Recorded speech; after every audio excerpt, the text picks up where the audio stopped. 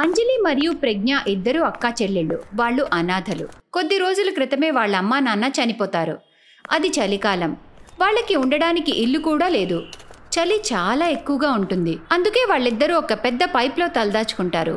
అక్క, చాలా చలిగా ఉంది. నాకు కూడా చలిగా ఉంది చెల్లి. నువ్విక్కడే ఉండు, నేను ఇప్పుడే వస్తాను. అంజలి కొన్ని కట్టెలేరి మంట వేస్తుంది. దాంతో వాళ్ళకి కొంచెం చలి తగ్గుతుంది. కాసేపు తర్వాత చెల్లెలు అక్కతో ఇలా అంటుంది. అక్క, నాకు ఆకలేస్తుంది. గత 3 రోజులుగా మనం ఏమీ తినలేదు. కడుపులో నొప్పి కూడా వస్తుందక్క. ఆ మాట విని అక్కకి చాలా బాధ అనిపించి చెల్లితో ఇలా అంటుంది. నన్ను క్షమించు చెల్లి. నేను పనికిరాని అక్కని. నా చెల్లెలికి కడుపు నిండా తిండి కూడా పెట్టలేకపోతున్నాను. అంజలి చెల్లెలికి నీళ్లు తాగించి తనని నిద్రపుచ్చుతుంది. చెల్లి నిద్రపోయాక అంజలి ఆహారం కోసం వెళ్తుంది. చాలా దూరం వెళ్ళాక తనకొక బండి కనిపిస్తుంది. అన్నా, నాకు చాలా ఆకలిగా ఉంది. తినడానికి ఏవైనా ఉంటే పెట్టవా? నా చెల్లెలు ఆకలితోనే నిద్రపోయింది. నాకు 2 గుడ్లు అప్పుగా ఇవ్వవా? డబ్బు నేను నీకు తర్వాత ఇస్తాను.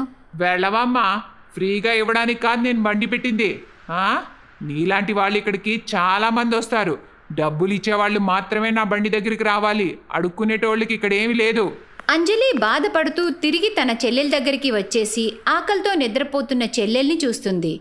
ఆ తర్వాత తను కూడా చెల్లెలతో కలిసి నిద్రపోతుంది. అప్పుడు తల్లి ఒడిలో తన తల వాల్చినట్టుగా తనకి కల వస్తుంది. లేమ్మా, చూడు మీ అమ్మొచ్చింది. అమ్మా, వచ్చేసావా?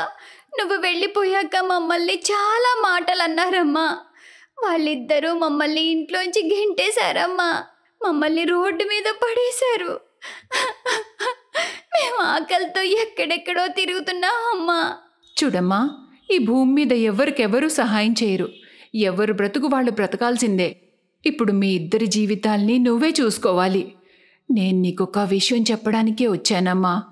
మనం ఉండే ఇంట్లో దాని వెనక ఒక రావి చెట్టు ఉంది కదా.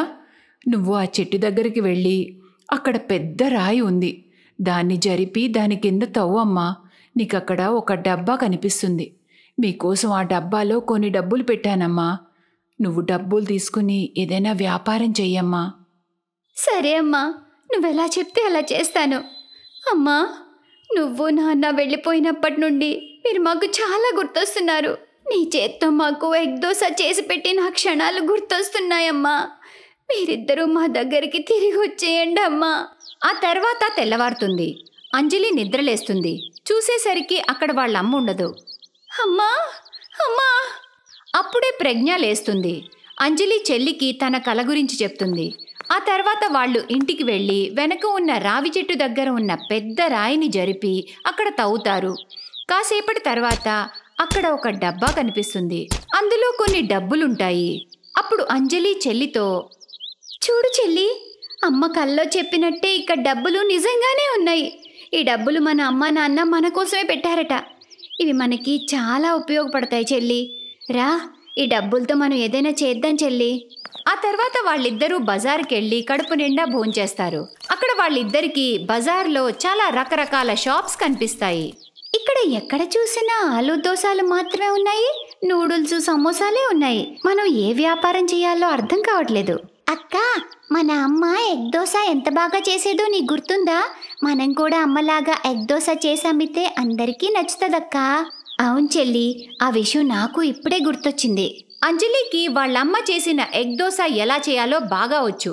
అప్పుడు వాళ్ళు దానికోసం సామాన్లన్నీ కొనుక్కుని ఒక పాత బండి కొని దాని మీద ఎగ్ దోశ అమ్మడం మొదలు పెడతారు. రండి బాబు, రండి. Tasty tasty egg dosa. ఒక్కసారి తింటే మళ్ళీ తినాలనిపిస్తుంది. తొందరగా రండి, మా దగ్గర ఎగ్ దోశ తిని బాగా ఎంజాయ్ చేయండి. ఫస్ట్లో ఎవ్వరూ వాళ్ళ మాట వినరు. కాసేపటి తర్వాత ఒకతను వాళ్ళ బండి దగ్గరకు వచ్చి, ఎగ్ దోశనా? నేను ఫస్ట్ టైం వింటున్నా. సరే, నా కోసం ఒకటి వేసివ్వు. అంజలి అతనికి ఎగ్ దోశ వేసిస్తుంది. అది తిని అతను ఇలా అంటాడు, వా, ఇది చాలా బాగుంది. ఇంకొంచెం కారం వేస్తే ఇంకా బాగుండేది.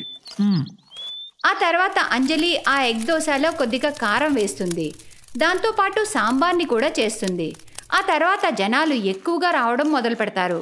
అంజలి చేసిన టేస్టీ ఎగ్ దోశలు తిని చాలా పొగుడుతూ ఉంటారు. ప్రతి కస్టమర్ ఒక ప్లేట్ తర్వాత ఇంకో ప్లేట్, మరికొందరైతే మూడో ప్లేట్ కూడా తింటారు.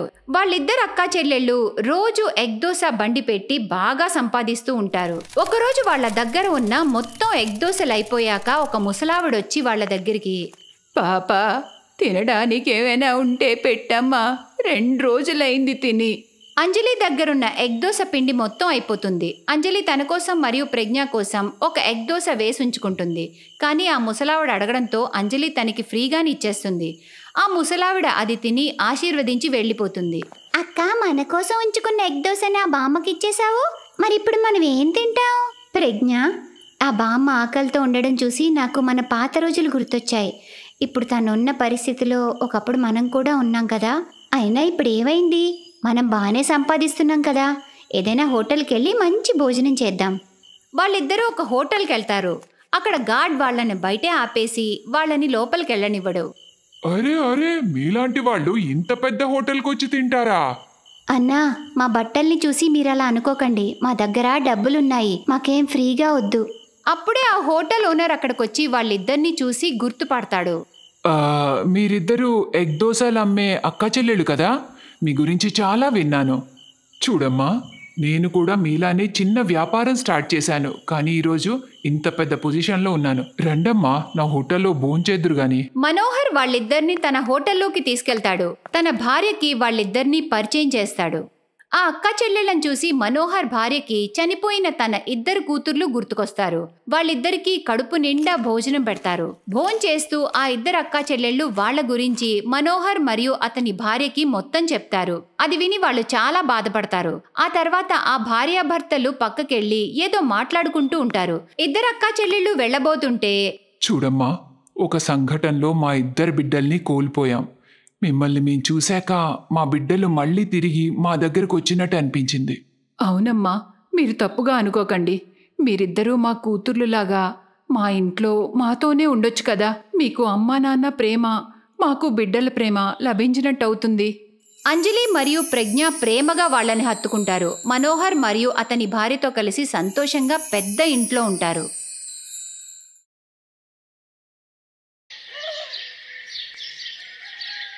సీత మరియు గీత అనే 2 అనాథ అక్క చెల్లెళ్ళు వాళ్ళ పిన్ని బాబాయిలతో కలిసి ఉండేవారు. సీత, గీతాల తల్లిదండ్రులు వాళ్ళ చిన్నప్పుడే చనిపోవడంతో వాళ్ళు వాళ్ళ పిన్ని బాబాయిలతోనే ఉండేవారు.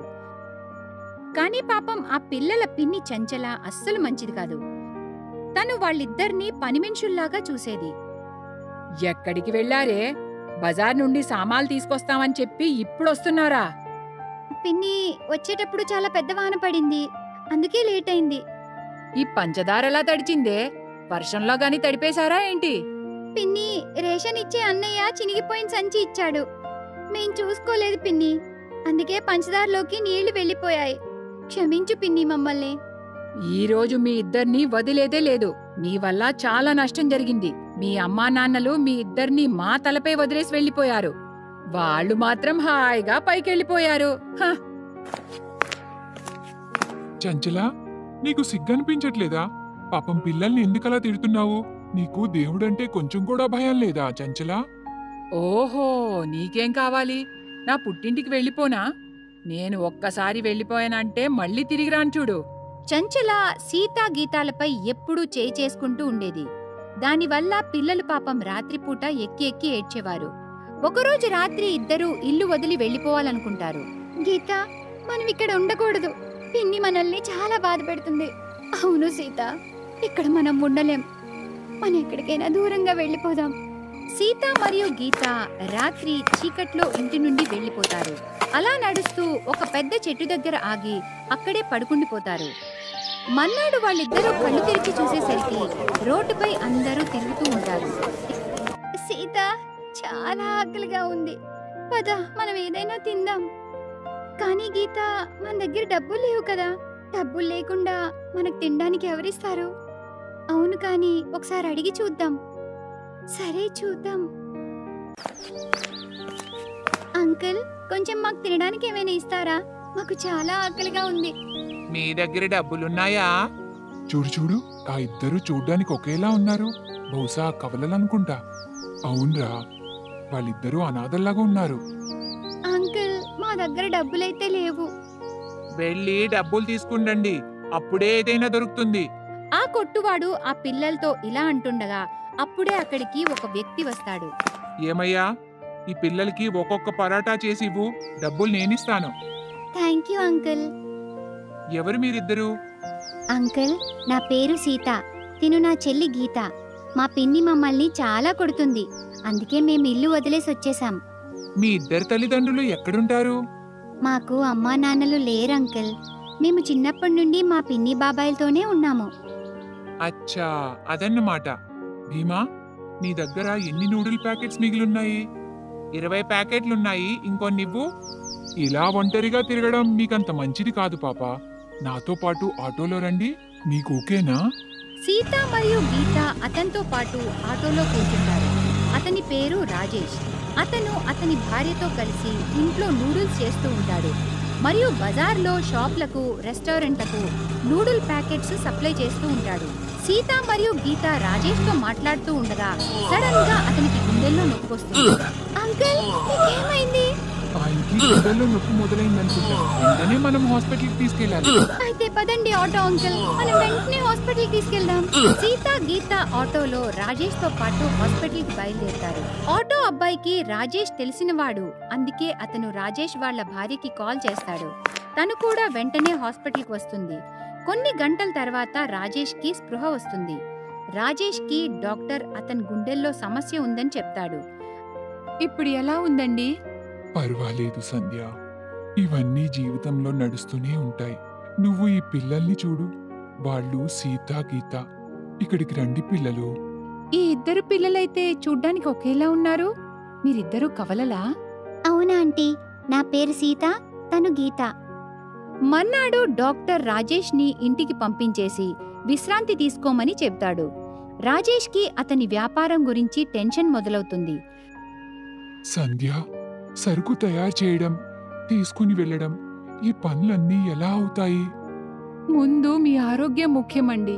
అప్పటి వరకు మనం ఎలాగోలా గడిపేద్దాం. మీరు బాధపడకండి అంకుల్, మేము ఆంటీతో ఉంటాము. మీ పని ఆగకుండా మేం చూసుకుంటాము. నిజం సీత. అంకుల్, మీరు విశ్రాంతి తీసుకోండి. మేము ఆంటీతో ఉండి మీ నూడిల్స్ వ్యాపారాన్ని చక్కగా చూసుకుంటాము. ఆ తర్వాత అలానే చేస్తారు. సంధ్య నూడిల్స్ తయారు చేస్తుంది. సీత, గీతతో పాటు షాప్లకి నూడిల్స్ ఆర్డర్ని డెలివరీ చేస్తారు. ఒకరోజు సీత సంధ్యతో ఇలా అంటుంది. ఆంటీ, మనం నూడిల్స్ తయారు చేయగలిగినప్పుడు మనమెందుకు నూడిల్స్ స్టాల్ పెట్టలేము? దాంతో చాలా లాభాలొస్తాయి. ఇంకా మనం రకరకాల నూడిల్స్ తయారు చేసి మన స్టాల్లోనే పెట్టి మంచిగా వ్యాపారం చేయొచ్చు. ఈ ఐడియా అయితే మాకెప్పుడూ రాలేదే. నువ్వు చెప్పేది కూడా బాగుంది. ఏమంటావు రాజేష్? సీతా, గీత చెప్పినట్టు మనం మన సొంత నూడిల్స్ స్టాల్ని ఓపెన్ చేద్దామా? దాంతో మనకు లాభాలుండొచ్చు. సరే సంధ్య, కానీ మనం చాలా కష్టపడాలి. పొద్దున్నే లేచి నూడిల్స్ తయారు చేసి రోజంతా నుంచుని నూడిల్స్ అమ్మాల్సి వస్తుంది. నువ్వు చేయగలవా? నాకు మీ తోడుంటే చాలండి. అయినా నాకు సహాయంగా ఈ ఇద్దరు పిల్లలు ఉన్నారుగా. ఆ తర్వాత సంధ్య సీత మరియు గీతాలతో కలిసి సొంతంగా చేసిన నూడిల్స్ ని తయారు చేస్తూ అమ్మడానికి ఒక స్టాల్ ని రెంట్కి తీసుకుంటారు. సీత, గీత కవల పిల్లలు. జనాలు వాళ్ళిద్దరినీ సంధ్యతో పాటు నూడిల్స్ చేస్తూ చూసి ఆశ్చర్యపడేవారు. ఇంకా అలా అక్కడ నూడిల్స్ తినడానికి జనాలు బాగా వస్తుండేవారు. అలా తన స్టాల్కి జనాలు పెరగడంతో సంధ్యకి చాలా లాభాలొచ్చేవి. సంధ్య, సీత, గీత నాకు చాలా పెద్ద అదృష్టంగా వచ్చారు. నిజంగా మీ ఇద్దరు పిల్లలు నాకు చాలా లక్కీగా దొరికారు. రాజేష్ ఆరోగ్యం బాగవుతుంది. ఇప్పుడు రాజేష్ నూడిల్ ప్యాకెట్స్ ని సప్లై చేస్తూ వాళ్ళ స్టాల్లోనే నూడిల్స్ చేయడంలో సంధ్యకి, సీతా, గీతాలకి సహాయం చేస్తూ ఉంటాడు. ఒకరోజు సీతా, గీతాల బాబాయ్ వాళ్ళని ఆ నూడిల్స్ స్టాల్లో చూస్తాడు.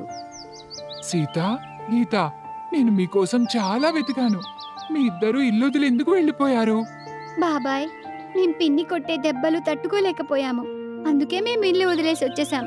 బాబాయ్, ఇప్పుడు మాకు అమ్మా నాన్నల రూపంలో ఈ ఆంటీ అంకుల్ దొరికారు. ఇక మేం వీళ్ళని వదిలి ఎక్కడికి వెళ్ళము. ఇక వాళ్లే మాకన్నీ. సీత, గీత మాటలు విని సంధ్య, రాజేష్ వాళ్ళని దగ్గరికి తీసుకుంటారు. చివరిగా ఆ అనాథ పిల్లలకు తల్లిదండ్రుల రూపంలో సంధ్య మరియు రాజేష్ దొరుకుతారు. ఆ తర్వాత పిల్లలను ఆశీర్వదించి వాళ్ళ బాబాయ్ అక్కడి నుండి వెళ్ళిపోతాడు. Best buddies. హలో ఫ్రెండ్స్, ఈ వీడియో చూసినందుకు మీకు ధన్యవాదాలు. ఒకవేళ మీకు ఈ వీడియో నచ్చినట్లయితే దయచేసి లైక్ చేసి సబ్స్క్రైబ్ చేయండి మరియు ఈ వీడియోపై కామెంట్ చేయండి. ఇంకో విషయం, షేర్ చేయడం మర్చిపోకండి. ఇలాంటి మరిన్ని వీడియోలు మీరు చూడాలనుకుంటే కిందనే ఉన్న బెల్ బటన్ని నొక్కండి. చూస్తూనే ఉండండి బెస్ట్ బడీస్.